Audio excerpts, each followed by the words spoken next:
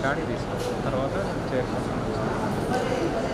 she graduated from Nangara Medical College, Kakinada, University first and final year MBBS, post-graduation PhD Chandigarh, 1994. Then she is OBG consultant of Harsha Hospitals, Rajahmundry, areas of interest, infertility, high-risk pregnancy. She is... Thank you, madam. Thank you for your kind introduction. And I think you are when you were student when I was PG in Kakinada. Yes, madam. Thank you so much for your kind introduction. It's very pleasure to introduce you. Thank you so much. So, respected chairpersons, dear friends and delegates, good afternoon, everybody. First, I would like to thank the obliging chairperson of the Karnool Optic Society, Dr. Venkatraman Garu and Dr. Radha Garu. Yes, ma'am. Thank you so much for your kind introduction. It's very pleasure to introduce you. Thank you so much. So, respected chairpersons, dear friends and delegates, good afternoon, everybody. First, I would like to thank the organizing chairperson of the Karnool Optic Society, Dr. Venkatraman Garu and Dr. Radha Garu, for giving me this opportunity. Today, my topic for discussion is management of PROM. What is PROM? It's a pre-labor rupture of membranes. It complicates around 10% of deliveries and is responsible for 30% of preterm deliveries, with its associated complications and consequences, that is prematurity, infection like chorioamnitis, neonatal sepsis, is a major cause for perinatal morbidity and mortality.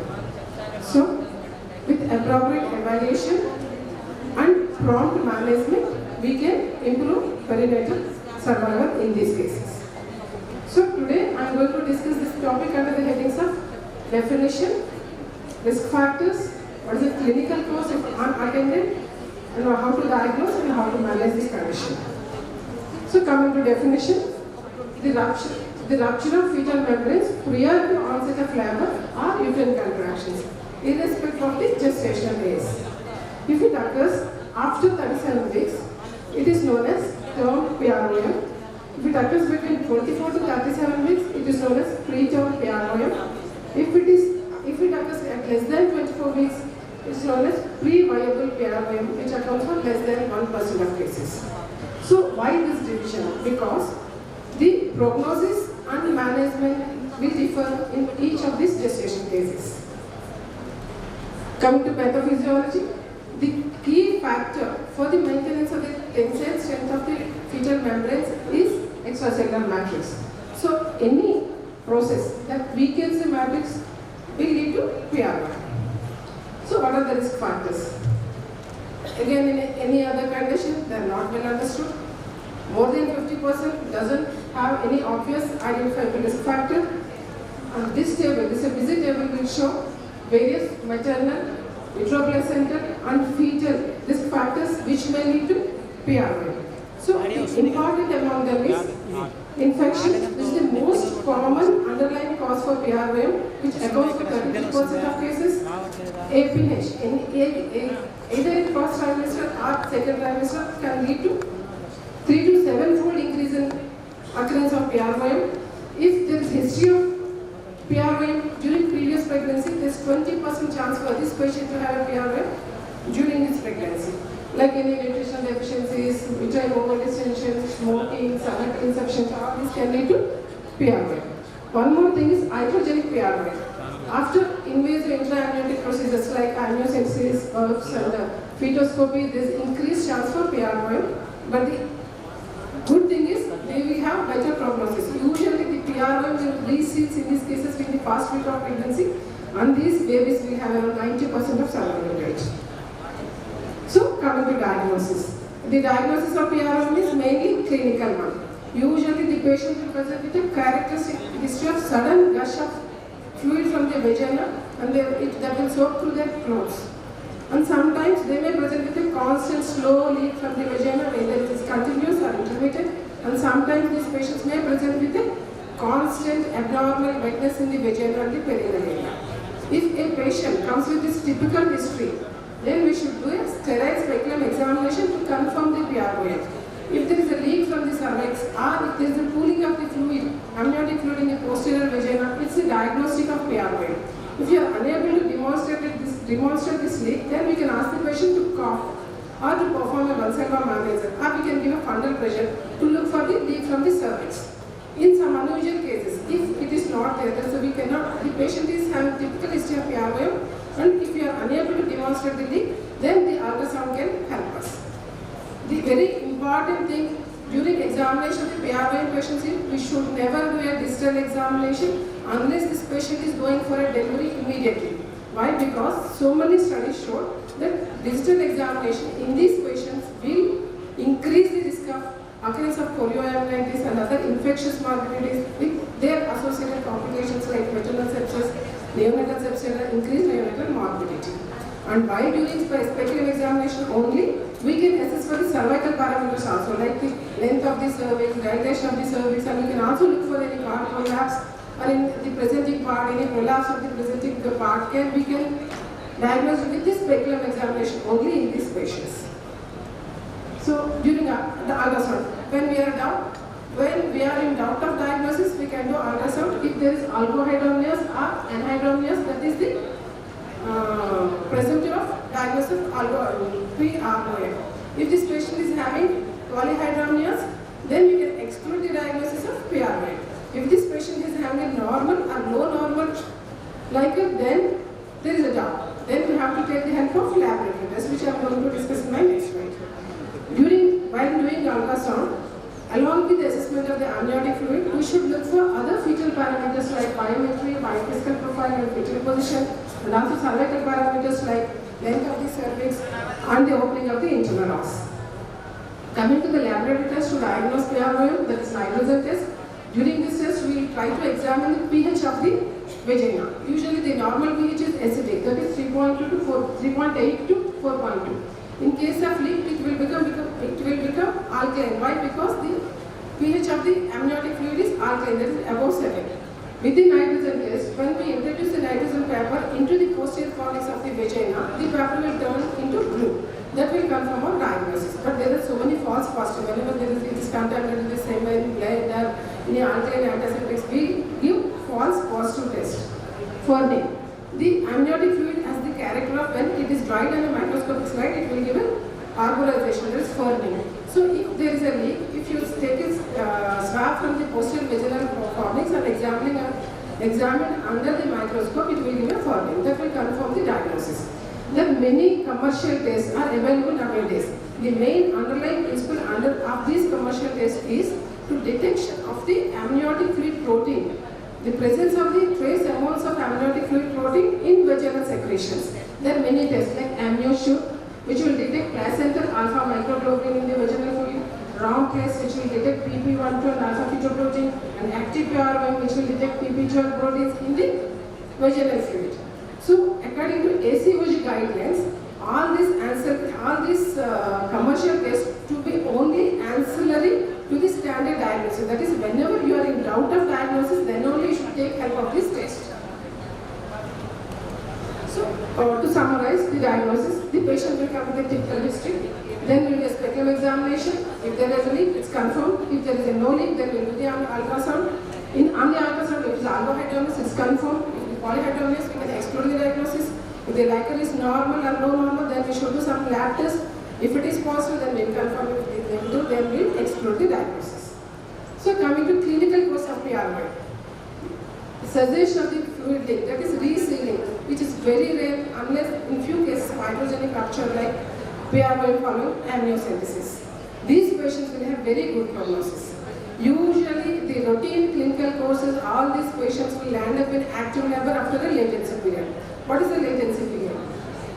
It's the interval between the rupture of the membranes and the onset of labor. Many factors will affect this latency period, mainly the gestational age. There is an inverse relationship between the gestational age and the latency period. As the pregnancy advances, the latency period will decrease. For example, in patients, the latency period, 90% of patients, the latency period is less than 72 hours. In preterm patients, the latency period is more than 7 days. The other factors which may affect is severe alcoholemia. The patient will go into labor at an earlier stage. If there is an associated infection, other complications, also the latency period will decrease. What are the other consequences of this PRY? Because there is a membrane rupture, the baby and mother both are at increased risk for ascending infection. The chorioamnionitis, which is a major complication of this PRY, which affects around 30 to 50% of patients. If we don't diagnose this chorioamnionitis at an earliest date, and if we can diagnose this chorioamnionitis at an early date and do prompt management, we can improve the perinatal survival in these cases. Coming to other medical complications, placental ablation, heart prolapse, retained placenta, and postpartum endometritis. So, because management of chorioamnionitis is very important, just I want to say a few points regarding diagnosis of this chorioamnionitis. There should be presence of 2 or more symptoms to confirm the diagnosis of chorioamnionitis in this patient. These are fever more than 100 degrees, maternal tachycardia more than 100 per minute, blood pressure hyper and hypotensive response, leukocytosis more than 12,000, fetal tachycardia more than 160 per minute, uterine tenderness, vaginal discharge which is offensive and full-length. Any two of these characteristics should be present to diagnose the chorioamnionitis. One word of caution is the leukocytosis more than 12,000. The absolute count is not diagnostic of chorioamnionitis because in pregnancy there is a rise leukocytosis and those patients, in these patients usually we will corticosteroid which will also increase the leukocytosis. So the absolute count is not important, the rising leukocyte count is more important in diagnosis of chorioamnionitis. So coming to fetal complications, the fetal complications are mainly because of prematurity and associated infection.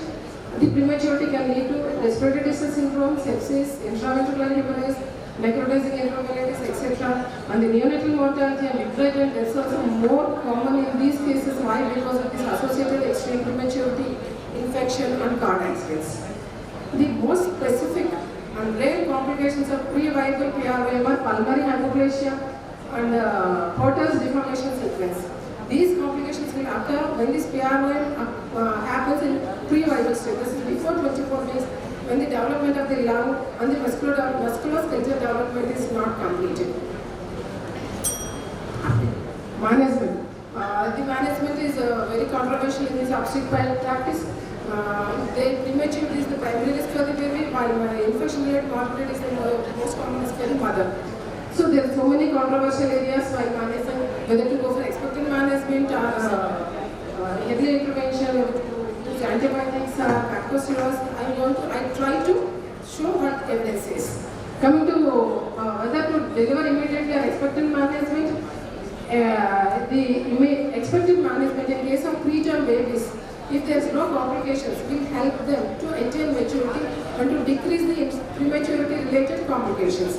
The main factors which may guide us in deciding whether to go for immediate delivery expectant management is gestational age, availability of the neonatal intensive care, evidence of infection, evidence of labor, fetal well-being. Those are the factors for the indications for immediate delivery are evidence of maternal and fetal infection, presence of active labor, cord prolapse, placenta abruptio, repeated isolations of fetal distress, term PRVM, pre-viable PRVM. In all these cases, we prefer to do immediate delivery. Coming to expectant management, if there are no complications, which we already discussed, a preterm patient, less than 34 days, now the consensus is all these patients should be maintained with expected management to improve the prematurity related complications. All these patients should be hospitalized.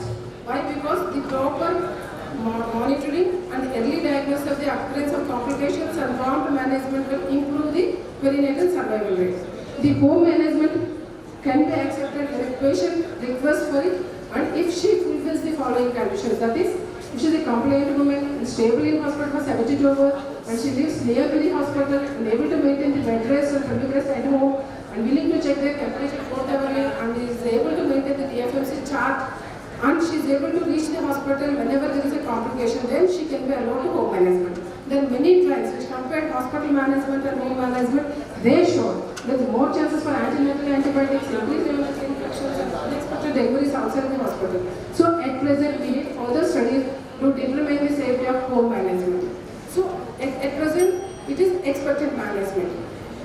Except in some situations, selected situations where the pre-viable PR, where the patient wants to go for expectant management, we can manage this patient at home until the baby reaches a phase of viability.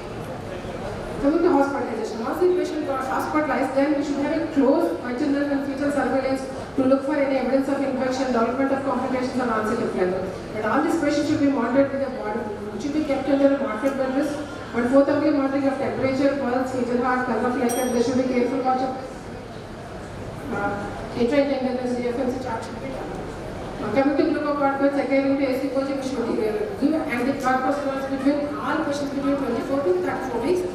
If the patient wants to have a neonatal resuscitation, then the antibiotics, the corticosteroids may be considered between 22 to 24 weeks.